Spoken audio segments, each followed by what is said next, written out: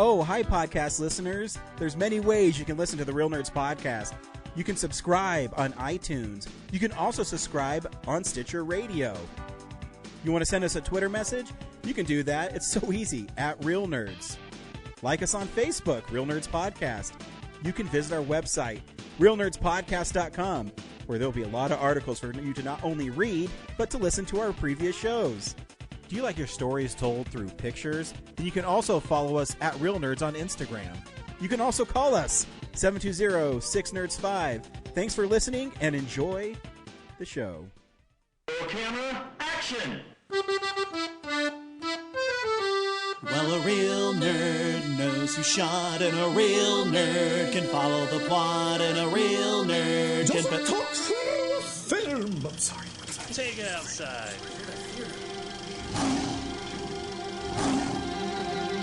Well, a real nerd knows who shot, and a real nerd can follow the plot, and a real nerd will give it all they got. Lights, camera, action! Real nerds! Hey everyone, welcome to Real Nerds Podcast. We are the best movie podcast on the internet. I am joined, as always, by my partner in crime, Brad. What's up? How's it going? Oh, you know it. Just getting ready for this friggin' con. I know. Hopefully our booth will go over well. Some insider... I haven't revealed what we're doing. We're doing Pizza Hut this year. From the 90s. Hopefully, it will go well. That's all I have to say. Yeah, and we've got that panel to do, so hopefully that goes well. I know. I don't have a lot of faith in it because it's July 4th at 6 p.m. And who's going to come see us July 4th at 6 p.m.? Just the weirdest people, I think. Most likely. Or as I've Every been told, week. the least patriotic people. Traitors to this country will not be celebrating. They'll be at our panel. Yeah. Good. Every week, we see a new movie and we podcast our experience to the world. This week, we saw The Bikeriders. Stay tuned, where we will recommend the film or not, play the trailer, and then spoil the movie. We'll also talk about movies we watched throughout the week and more nerd ramblings. Brad, how are you this week of June 21st? Like I said, just scrambling to get this booth done so we can have an awesome con. And I've been like, every waking hour, just either driving somewhere to buy materials or staying up late to make a prototype of something that I don't know how to do, like the, chandelier, which I wasn't going to do at all. But then everything else. Whoa. You're going to do a chandelier? Why don't you just buy one? Because they're like $300 and they don't say Real Nerds on them. But how much is your time worth, Brad? That's the most important question. It's very, very valuable, but to Real Nerds, it's priceless. Perfect. Well, you know what? I bet not only are you going to make it, but it's going to look so great. People are going to be confused at the con, and they're going to want to order pizza from us. That's my goal. That's what I hope. I hope I just want to see bewildered looks from people that just can't stretch their brain just a little bit and see Perfect. What we're doing. That's what I love to hear. Hey, Brad, we saw Bikeriders, quote unquote, this week. Wait, I even said it wrong. It's technically The Bikeriders. Brad, do you recommend The Bikeriders? It's fine. It wasn't that interesting to me. And the movie kind of just holds your hand the whole time. Really, there's like a narrative that just says like, here's what happened. And then you're just kind of along for the ride, so to speak. So, but yeah, there's nothing that really stood out or surprised me that much. But the acting is fantastic. So there's that. Yeah, I'm in the same boat. It's a fine movie. But there was nothing narrative wise or, story wise or character wise that I was that shocked when I was watching. I think you said it best. It kind of holds your hand and you're just literally, it feels like, you're just in the moment, just hanging out with these dudes. I don't know. Yeah. Hey, here's a trailer for The Bikeriders. I built this from nothing. But you're the man in charge. I'm Johnny. This is our family. Who's that good-looking guy over at the pool table? I'm Benny. Hello? 5 weeks later, I married him. Hey! Told you to take that jacket off. You'd have to kill me to get this jacket off.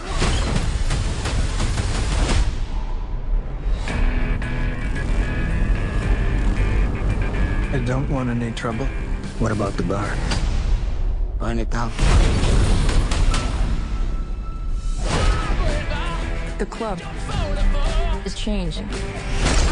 They ain't gotta follow nobody except somebody who can hold their own. Is that who we are now?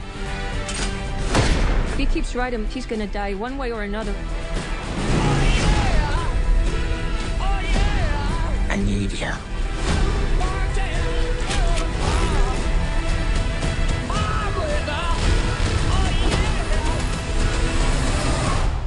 Some people would rather crash than slow down. The Bikeriders follows the gang motorcycle gang that's put together by Tom Hardy in Chicago, and it kind of charts their path from the not even early conception, because when we meet the Vandals, they're already kind of a motorcycle gang, but the formation of when Jodie Comer's character, who I can't remember her name, Kathy. comes into see. I mean, you saw this movie a lot more recent than I did. I saw it a premiere of it a couple weeks ago, so my memory is a little fuzzy here on June 21st. Oh wow, that's a rare Ryan saw it before me thing. Interesting. Yeah, I mean that's probably why I can't remember the main character's name. Yeah, I got you. Thank you. I memorized them all, so perfect. So Eddie Brock is also he's the leader of the motorcycle gang, and it just follows.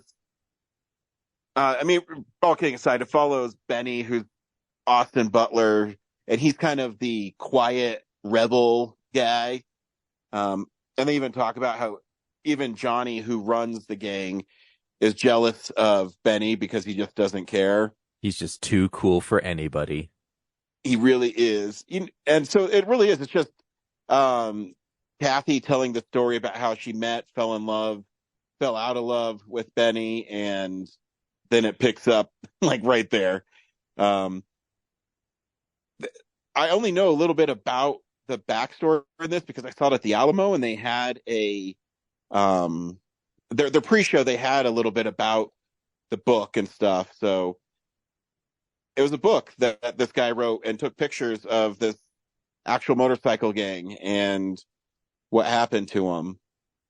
And it was, I mean, like I said, and you said, there's a lot in this movie, but it doesn't really feel like anything happens, if that makes any sense. I don't know. Yeah, there's no surprise because the interviewer Danny, he's interviewing Kathy the whole time, so it's Kathy's doing all the narrative dialogue over everything, and she's just explaining in a very linear fashion everything that happens. So yeah, you're just sitting there listening to her talk, and then everything just kind of transpires as you expect. There's no like time jumping around or I don't know, like any twist to anything. So no, and then even like the bad guys, the kids who want to join the motorcycle gang, you knew that they were gonna kill Johnny because just the way they're framed on camera and their attitude, you know what I mean? Even his death didn't shock me. Yeah, I kind of saw it coming because I was like, well, I mean, this is either going to go one of two ways, and yeah, either one's not surprising. But yeah, it's kind of the classic. It's almost like Goodfellas. It's like the classic thing of like we got too big, and then the guy at the top couldn't hang on to all the strings, and then it just lost control of everything. So then the next generation took over. I mean, there's some fun parts. I really like. It's kind of early in the film when Benny is running from the police and he runs out of gas and gets arrested. Yeah, that's pretty funny. When Reedus shows up and just like kind of joins the gang, and no one's quite sure what to make of him.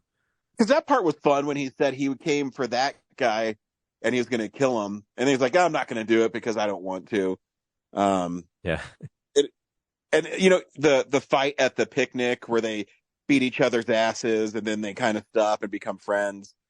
I mean, there's some fun moments, it's well shot, it's well acted. I don't know. I guess I was never, stuff like Easy Rider and movies like that never really moved the needle for me. Yeah, bike culture's not like a thing for me. So yeah, and I mean, like you said, the actors are great, and I mean, they all look cool. But it is what it is for me. I could never. I don't know the right wording, but it's a fine film. I don't think you have to see it in theaters. I think it's one of those ones you could definitely stream, and you're not missing much because there's no like bombastic score or anything. yeah, see it in a theater if you want to hear like the best version of motorcycles, I guess. But yeah, the best part of the Bikeriders for me was I was the only one in the theater. I went. Actually, I lied earlier. I did not see this early for a premiere. I actually saw this. Hell? I know I lied. I saw this the week after with A Quiet Place because I had to work so many hours and I just couldn't fit in a 2.5 hour long motorcycle movie. You're a So phony. Really cool. You're a big phony. Wow, that's a deep cut on a joke. I've been watching a lot of Family Guy lately. Yeah, it's great. So it's really funny. I'll just tell this story because it's interesting. So I actually saw A Quiet Place first, and I was the only one in the theater for A Quiet Place. And I ordered a Coke Zero and popcorn, and Coke Zero, you get refills for free at the Alamo. But I didn't think it could transfer movies, you know what I mean? So I moved from A Quiet Place to the Bikeriders, and I was the only one in the Bikeriders too. And I had the same server, and she came in and she said, "Hey, do you just want a refill on your popcorn and soda?" And I said, "I can do that." She said, "You're the only one in this whole theater, these last two movies, like the whole Alamo Draft House." I was like, okay. So it's pretty nice of her. So, and I was all by myself for 2 straight movies. It was kind of awesome. Damn. Living the dream. I know. And it happened again. I'll have to tell you about it in the future. Not now, because we are definitely recording this not 3 weeks late. And I'll tell you another story in 2 weeks' time. And you'll go back and be like, wow, it's like a connecting tissue. I'm like the MCU of seeing movies lately. But yeah, that's what I got for Bikeriders. Did I miss anything, Brad? Anything you want to share? Yeah, no, I think that covers it. Yeah. It's just, yeah, that's pretty much all that happened. We watch things throughout the week in a segment I call What We've Been Watching. So, yeah, this is the stuff we've been watching. Brad, what'd you watch this week? Oh, gosh. I mean, even though I'm working on this booth pretty hard, I still managed to put in a few screenings of things. At home, let's see. Cool. I saw a French film called Fantastic Planet. Have you ever seen that? No, but I know it's a really famous sci-fi film. Yeah, it's a weird animation thing. Very much in the style of like in Monty Python, like the animated cutout parts. Yeah, like that style. Very similar to that. About like Criterion of it. Yeah, exactly. Like I watched the Criterion of it. And yeah, it's just about like this planet that has a ruling class and a peasant class, and the ruling class eventually tries to exterminate them, and a lot of the movie is the peasant creatures trying to escape, and then eventually fight back. And that's it. And it's just kind of weird and surreal animation stuff from back in the 1970s. So yeah, Is it a movie you'd recommend people see? I mean, I think if you like really niche artistic films, I guess. I wouldn't say as far as animation goes, like, hey, you should show this to Kellen. It's just very weird. Like, in the vein of heavy metal or the animations from like, Monty Python stuff. Yeah. Gotcha. And it's not terribly exciting either. The music's quirky. But the story's just kind of weird and hard to follow. Because everything in the movie is just hey, here's a normal thing. How can we just make it weird? Yeah. And then the other thing I watched was a movie also from a Criterion Collection, called Kuroneko. Oh, what is that? I haven't even heard of that. Yeah, it's a Japanese film from 1968. So there's these samurais who like are wandering through the forest, and they wander onto like this, I guess, house that's like haunted by women. And then like they're actually like cats, like black cats. So Kuroneko. And they just kind of like lure these samurais into their house and kill them. Because the samurais want some pussy. Yeah, like I always thought like ninjas were the assassins, and then samurais were like the like proud warrior types. But in this movie, like they just like pillage and rape women in villages. So that's why this like one house, they're luring the men in to kill them. And it's all in black and white, and there's like some really cool special effects of like compositing, which is like really impressive for 1968. And it's just like weird and moody and all in black and white. So probably definitely on Zach's list somewhere. Black and white, moody. Yeah, sounds like something he'd watch. Yeah, just a big revenge movie. I'm always down for revenge movies. Yeah. I think the Japanese do them really well. I watched Lady Snowbird and The Return of Lady Snowbird, which is also on Criterion, and they're not like, I don't want to say they're not great movies, but they're just really cool revenge movies, and they're shot really cool. And I mean, there's one scene that's right in the beginning where she just slices and dices all these dudes in snow, so blood splatters everywhere. Japanese cinema is really cool at doing that kind of film. Yeah. That's my extent of Japanese cinema. Is they're good at revenge thrillers. Yeah, anime and revenge for the thrillers. That's why. God, obviously, like Ninja Scroll. So, yeah, great I example saw that coming of that. back to the theater too. Yeah, I know. I'm gonna have to go see it in the theater. I've never seen it in theater. It'd be fun. Maybe I'll take Corinne to see my style of anime into the theater. I know. I think I saw it as a Midnight at the Mayan back in like the early 2000s. It was awesome. Really? Yeah. Wow. I wonder what Corinne would say if she saw Ninja Scroll. I don't think she would like it. No, I don't think so either. It'd be fun. I don't know if it's the dude banging the chick from behind or the serpent coming out of the woman's vagina. I don't know what part she wouldn't like the most, but... Or the dude's face getting cut in half and then sliding off. Oh, no, that's awesome. I mean, everybody likes that shit. No, I like it. I'm just saying she wouldn't. Oh, okay, cool. So what'd you watch? A couple things. I watched a Charlie Chaplin film I've never seen, but I meant to see it for the longest time. Do you even watch silent films, Raz? Is that something that interests you at all? I know you made a couple like student films where it's stop motion and they're silent. But absolutely not. Film cannot exist without sound. So that's my stance. Yeah. No, of course. Like less dialogue, the better. Not apparently, but just like as a rule.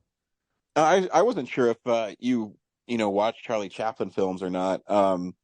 It's not like they're very available. So no, some of them are on Criterion. Those are the ones I always But you have to buy the Criterion for like $40. Come on, man. False. You wait until there's a sale like this month at Barnes and Noble. I mean, next month at Barnes and Noble, and they're half off. Oh, So easy. Just wait to a specific time of the year. yeah, and I'll Have let you know a money. secret. It's only July and November is the Criterion half off sale at Barnes and Noble. So just remember that. Yeah. So City Lights is one of his most famous films, and for some reason I had never seen it. And I'm doing this thing in case this is your first Real Nerds episode. Is I have 321 and counting Blu-rays I've owned and I haven't watched. So I just wrote them all down randomly, and I assigned them a number from 1 to 321. So they're not in alphabetical order at all. It's just totally random. And then I do a random number generator, and I take that number, and then I see what movie it is. And this happened to be one of them. And in it, Charlie Chaplin, of course, plays the tramp. He has no money, but he sees a blind woman who is selling flowers. And so he kind of falls in love with her and buys one flower. And he eventually becomes friends with a super rich guy. But the rich guy is only friends with him when he's drunk and doesn't remember that he's friends with him. But basically, it's just silly physical comedy. But it has a really sweet story with the flower girl. Because it's just a cute film, and you have to see it. And the cool thing about Chaplin is not only did he act in him, but he's a writer, director. He also wrote the music. He did pretty much everything on these films. So it's pretty impressive when you watch him. And it's a really cute movie, and the Criterion's great. It has a couple cool documentaries on it. And the other thing I watched is The First Omen, which came out in movie theaters, but I did not go see it. But it popped up on Hulu because the Omen series, they're either hit or miss, and the trailer really didn't do anything for me. But after it came out, it actually has a really high Rotten Tomatoes score, and people were talking about how scary the movie is. And I watched it, and it's good. Brad, do you get scared in movies anymore? Not really. I know. I can't even just think about the time where a movie made me feel uneasy. But the movie's actually pretty good. It deals with this nun. It's a lot like Immaculate, that came out also this year. This nun goes to what are the nun places? I don't remember. Basically, Monastery? It's an orphanage. Yeah, there we go. But it has children or young girls that are orphans, and they take care of them. While she's there, lots of crazy stuff happens, and she is what is real, what isn't real, who's really evil, kind of unwinds from there. And I mean, the title gives it away. It takes place obviously before The Omen. And so you kind of know how it's gonna get to where it's gonna get. But how it gets there is cool. There have been so many like demonic possession Catholic Church movies this year. It's insane. I know. It's kind of it's definitely the it horror genre right now, you know?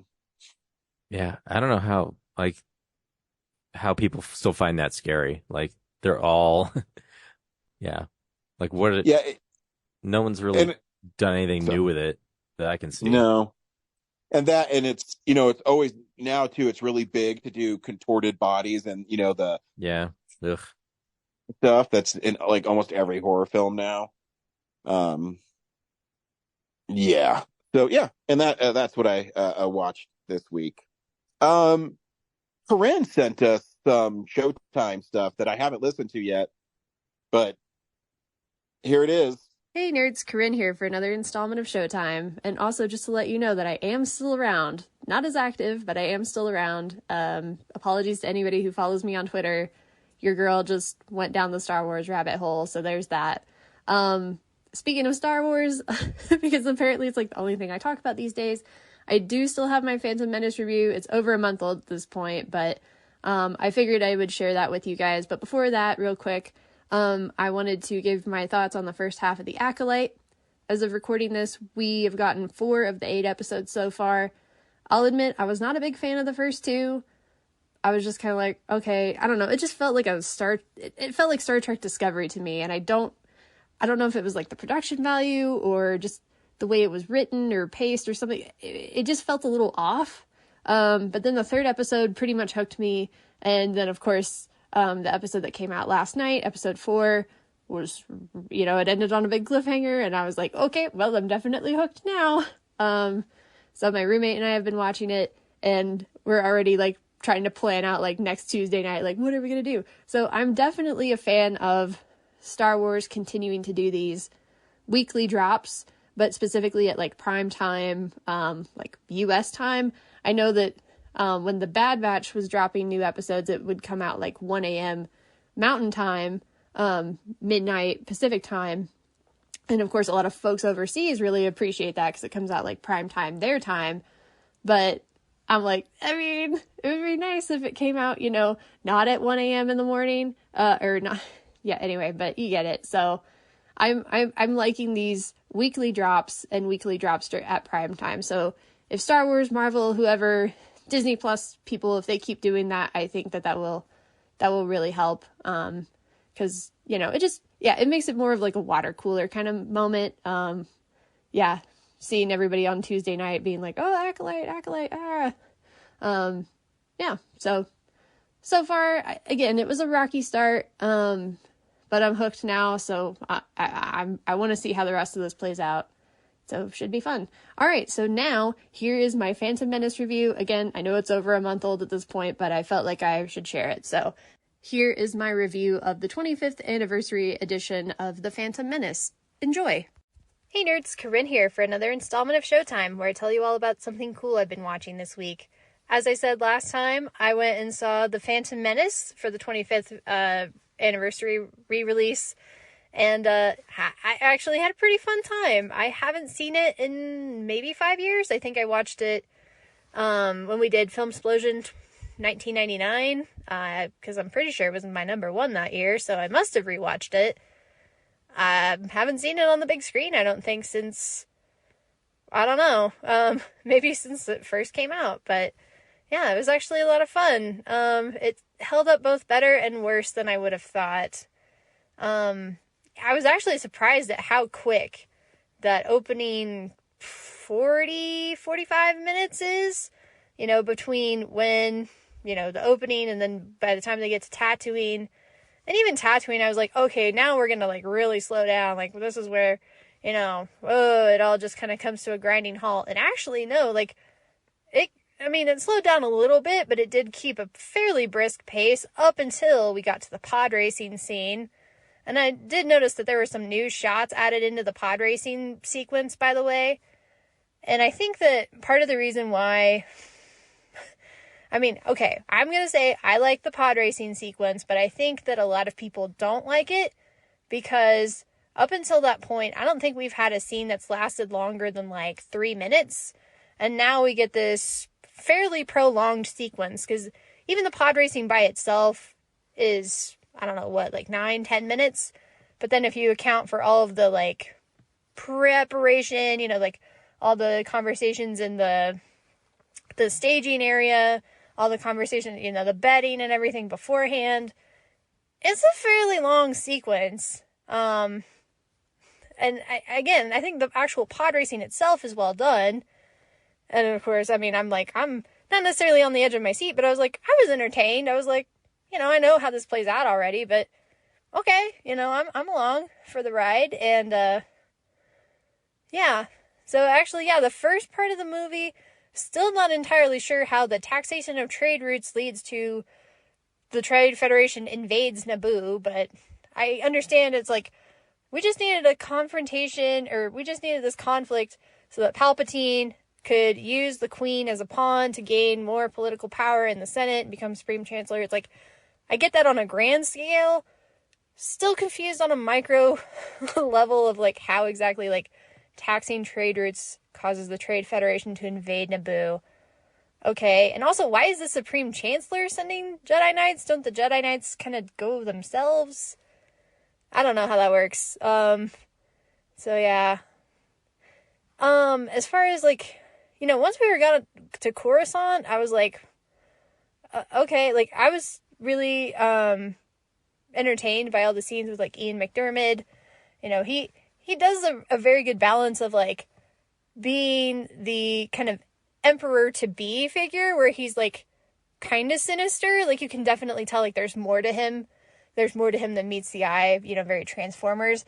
But he holds back just enough that you can understand why everybody around him thinks he's just this, like, kindly old man, and he means well, and he's, you know, he's rooting for us, and he's on our side, and he's gonna get stuff done.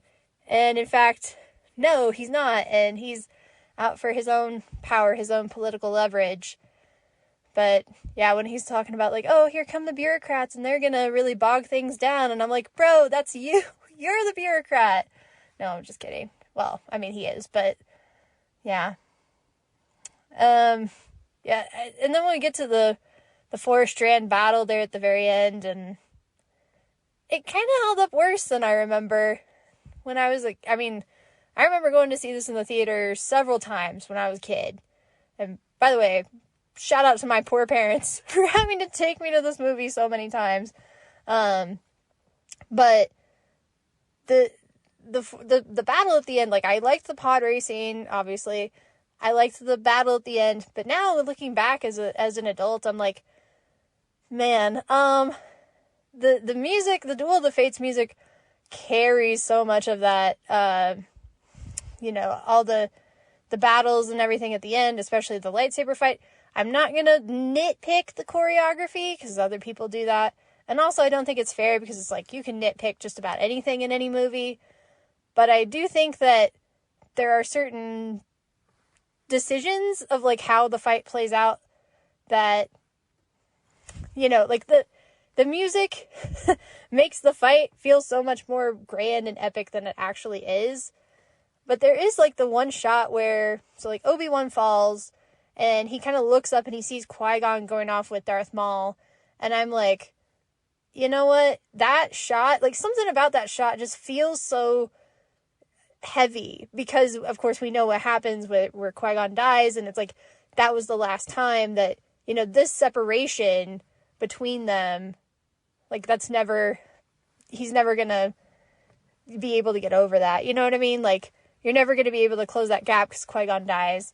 Also, just the tiny little things that happen, that it's like, oh, like, the droid that hits Anakin's fighter, causing it to go into the droid control ship. I'm like, oh, so that just changed the fate of the whole galaxy right there, along with the fact that there's this, like, little notch or something that Obi-Wan's able to hold on to after he falls into the pit, after Darth Maul knocks him back, and he, like, grabs onto this, I don't know what it is, some kind of, like, a sensor, maybe, but he's just holding onto it until he just does the flip over Darth Maul, which, yeah, that kind of, like, again, when I was a kid, it really was like, oh, that's so cool, and it's like, I guess the reason Darth Maul wasn't expecting it is because he forgot about Qui-Gon's lightsaber. So he figured, like, okay, Obi-Wan's going to come at me, but I'm going to just, like, slice him. And then I don't know how that, yeah. It's like, yeah, why didn't Darth Maul just attack him? Why did he let him just flip over him? And then the whole fact that Darth Maul comes back later in the Clone Wars. So it's like, so Darth Maul gets cut in half, falls hundreds of feet down a shaft, and ends up surviving for, like, 10 years. But Qui-Gon gets stabbed in the stomach, and he dies. I mean, I know they say, like, oh, revenge or vengeance or whatever, like, kept him alive. And it's like, sure. I mean, I can imagine that Qui-Gon being the kind of, you know, paragon of virtue that he's supposed to be, not that he is, because he's definitely, like, shady about, like, oh, well, you know, kind of ends justify the means with, like, Anakin and slavery and everything, but he is supposed to be this, like, Jedi Knight, this paragon of virtue, so I can understand why he's like, there are potentially, whether it's force healing or medical care or whatever, maybe he senses like, no, this is my time. Like, I'm supposed to go. Poor Obi-Wan. I did feel bad for him because he gets sidelined so much in the like middle third of the movie. And then, because Qui-Gon's off with Anakin and everything. And then he comes back and Qui-Gon's like, yeah, train the boy. Like, I don't have any parting words for you other than train the boy. It's like, okay. But, yeah, somehow better and worse than I remember it. It is kind of weird to think, like, this is a Star Wars movie? Like, it feels so different than the rest of the prequels. And I think, I was pointing this out to Jerry, it's like, they shot so much of this on location. The Tatooine, and they had Italy, I think, when they shot at Naboo, for Naboo. And, yeah. Like I said, both better and worse than I remember it, being a kid. Because I definitely liked The Phantom Menace a lot when I was a kid. I don't remember if there were a lot of people who were hating on it at the time, but if there were, I was definitely a defender of it. And in a way, I still am, but yeah. It was fun to see it on the big screen, and I'm sure that in 3 years, when, Attack of the Clones has its 25th anniversary, I will probably be in the theater to go see that. So that's where I'm at. I had fun, and now I want to go watch a bunch of, like, prequel memes and clips of, like, the battle droids being, funny in the Clone Wars series, because, of course, in the Phantom Menace, they're very serious, they're very, it's supposed to be a threat, but, of course, later on in the Clone Wars animated series, they're very much not a threat. They're very funny, but anyway, so, yeah, if it's still in the theaters, go see it, I guess, but I had fun. So, all right, nerds, I'll talk to you guys next time about something. And until then, keep it real, nerds. Bye. Corinne, you rascally rabbit. I don't know what I'm You saying. scamp. Yeah, you scamp. Cool. Next week, we're seeing A Quiet Place Day 1. So make sure you look out for that episode. Remember, we'll be at Denver Fan Expo July 4th through the 7th. Make sure you stop by and say hi. See our panel July 4th at 6 p.m. in room 202. We'll be talking about the case for physical media. No, it's in room 603. Our booth is 202. Okay. So, thank you, Brad. Thanks for clarifying that. Especially for people who are listening to this now. Until next time. We'll see you at the movies. Well, a real nerd knows who shot at a real nerd can follow the plot and a real nerd will give it all they got. Lights, camera, action. Real nerds. Thanks for listening to Real Nerds Podcast, a Nebulous Visions production. Stream or download episodes, read articles at realnerdspodcast.com. Stream us on Apple or Google Podcast, Stitcher, Spotify, or iHeartRadio. Follow us on Facebook, Real Nerds Podcast. Twitter and Instagram, @Real Nerds. Watch us on YouTube, Real Nerds Podcast. Email us at realnerds@gmail.com. Call us at 720-6nerds5. Thank you to Sparks Mandrill, Mike at Plan 9 Studios, and Bolognium for all of our groovy theme songs. And that's how you fucking do it!